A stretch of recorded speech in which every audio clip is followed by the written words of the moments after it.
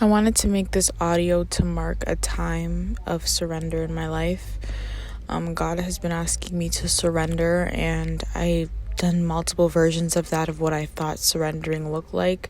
But I surrendered today, and it was messy, and it was a lot of tears, and it was a lot of real, raw emotions. But that's exactly what God is looking for. And we often think, well, if God knows how we're feeling, what's the point of us saying it? But the point and the significance of us saying how we feel is the fact that we trust Him enough to let those emotions go, and we trust Him enough to say exactly how we're feeling, and we trust Him with our thoughts and our emotions and the deepest parts of our hearts grieving. And I gave it all to Him. This past 7 months has been completely hard for me, and I'm just so tired, and I don't know what to do anymore. And I just fear that everything that I've done has been in vain. And so I just gave it to God, and this is just part of my summer healing journey, is just actually learning what surrendering looks like. And it's so crazy because it's like I'm at the end of a crucial part of my life, and I've worked so hard with God, of course, but I've worked so hard to get here. And now I'm here. It's so hard for me to finish this. It's so hard for me to finish off with strength. And that's because throughout this whole part of this healing journey and this specific time in my life, I relied on my own strength. There was little things that bothered me, little things that happened, and I just didn't think those little things were worthy enough to get God's attention. So I just handled it myself, and I fixed it myself. And God is saying it's those little things that you needed to give to me, because it's those little things that add up. When it's a big thing that happens, you notice it, I notice it. It's big enough that we both notice it, but it's the little things that has been going on in your life that you've just been fixing, quote unquote fixing, on your own instead of giving it to me. And that's why now you're surrendering. It seems like it's this big thing. Now you're surrendering. There's an influx of emotions. Now you're surrendering. It's like you're so hurt and you're so heavy burdened, and it's because throughout this whole journey that I've been bringing you through this whole season, you were supposed to be giving me those little things. You were supposed to be telling me about the offenses. You were supposed to be telling me about the things that threw you off. You were supposed to be telling me about the things that made you mad today, not brushing it off. Those are toxic habits that we've learned throughout our lives, is just to brush things off or to deal with it ourselves. And I know for me personally, I've always learned to deal with things by myself, because I grew up in a household where my parents were really busy, and whenever I brought something to them, no matter how big or no matter how small it was, it meant something to me, and they would always brush me off and be like, you can handle that yourself. I think you're big enough to handle that yourself. Is that something you have to tell me? And it was constantly pushing me away. And so I literally grew up, and I've literally just learned to handle everything myself. And God's saying, well, I'm a different type of parent. Things happen differently with me, and you have to get to know who I am. And that's why surrendering today felt so hard, because I've been trying to fix all these little things. I've been doing everything, school, content, all of that in my own strength, when there was strength from the God of this universe literally stored up and ready for me to use, to access. And I just never dabbled into it because I just didn't want to be a burden to God. But it's like, today I was looking in the mirror, and I was looking at all the little parts of my face. And so I was looking at my face in the mirror, and I was looking at all the little particles and all the little hairs and all the little detail on my face. And I'm like, God knew you before you were even created. He knew you. He knew exactly what you were gonna do. He knew all your mistakes. He knew everything, and He still looked at you and said you were worthy. And to me, that makes me emotional, because I don't know, I feel like no one in my life has ever looked at me like that.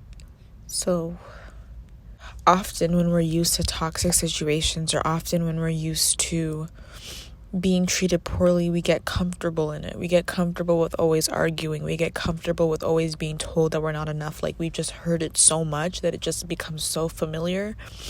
and we get so comfortable in it. And so we tend to self-sabotage when we get good things. Like when God starts saying, I love you, you're worthy, I care for you. Like we start self-sabotaging because we've never been told that before. We're not used to somebody saying, I love you, and not saying but after that, like, so it's so different. But we can't take those bad habits that we have. We can't take those self-sabotaging habits that we have from our past relationships and bring that into our relationship with God, because our relationship with God is very different from our relationship with people here on the earth. And I feel like I'm not lazy, I'm not unmotivated, I'm just really tired of living in survival mode, like for most of my life. And this has just been 7 months, a 7-month period of just complete drought and hardship and pruning. But like I was just thinking to myself, and I'm like, this 7 months of my life that is so hard that I can barely handle is what some people go through every single day. And I'm so grateful for what I do have and the life that I was given, because some people genuinely, like, their lives look like this and they don't know who Jesus Christ is. And that's so heartbreaking. Like, I have the privilege to know who Jesus Christ is and to lean on him, in this quick 7 months, of pruning, and he's preparing me. But some people don't know who Jesus is. And this 7 months has been how their whole entire life has looked like ever since they were brought into this earth. And that breaks my heart. And that's why we should feel encouraged to spread the gospel. You don't have to hold up signs in the middle of a busy city. Like, you don't have to do that. God calls us to do things differently, so you don't have to do that. But I mean, as long as I'm fulfilling what God wants me to do in this particular season, at least I can be happy knowing that even if it's just 1 or 2 people, somebody hears me and somebody gets introduced to God. And God has been teaching me, like, the way he gets me to talk to people about him is intimacy. I'm really good at conversations, and I'm really good at communicating with people, but I can't do it on a wide scale level. I always like to get intimate and get to know the person first, and that helps them open up more, and then I create leeway to talk about Jesus. But I'm just really grateful that God has given me a platform, even if no one is watching, even if nobody cares.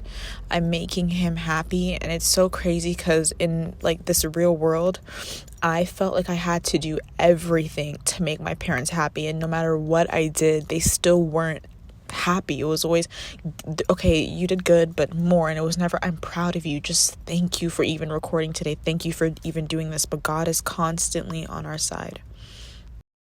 Hey guys, just popping in quickly. Sorry to stop the tutorial, but I just wanted to give you a quick word. And this word is to say, don't make decisions in your present that will jeopardize your future. If the past you worked for something, if the future you is waiting for the result of that thing, the present you needs to make the right decisions for the past you and the future you. And today God reminded me of that because I've been working on something for so many months, and it's only like 1 more month until like I get the reward of what I've been working for. And I made a decision today that almost completely jeopardized that reward, and that could have had me like waiting for that reward in like years later. And so it's like, no matter what you're feeling in the moment, no matter what you're craving in the moment, no matter what it is, like, be careful to not make decisions for the present you, for your present gratification, that is going to destroy your future reward. And wherever this applies to your life, apply it. Don't eat that cheeseburger if you know it's going to hurt the future you. And if you know the past you has worked so hard to stay away from fast food. Don't get into that car if you know the past you worked so hard to get your G1 license and the future you is waiting to get your G2 license. Don't get into that car by yourself, because anything can happen. And no matter what happens, you're going to be held liable. So this is just a quick word to remind you that the decisions, the small, the big, no matter how small you think your decision is, sometimes the smallest things are literally the biggest things. So do not make a decision that is going to jeopardize everything the past you has worked hard for, disciplined for, and do not make decisions that the future you will have to live with. Think about your future and think about all you sacrificed in your past, and in that present moment, make the right decision for you.